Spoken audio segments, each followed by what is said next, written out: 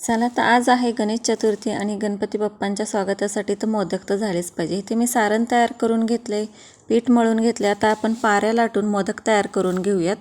तर ह्या व्हिडिओची मी फुल रेसिपी आपल्या चॅनलवरती आहे, तर तिथे नक्की एकदा विजिट करा आणि हे आपले मोदकांचे फुल व्हिडिओ पहा। तर इथे मस्त अशा मोदकांना कळ्या पाडून घ्यायच्यात आणि दोन्ही हाताच्या साहाय्याने मस्त असा तो मोदक आपण फिरून फिरून त्याच्या छान अशा जे एक्स्ट्राचं पीठ आहे ते काढून घ्यायचं आणि त्याच्या कळ्या पाडून घ्यायच्या। तुम्ही पाहू शकता मस्त असं आपल्या मोदकांना आकार आले।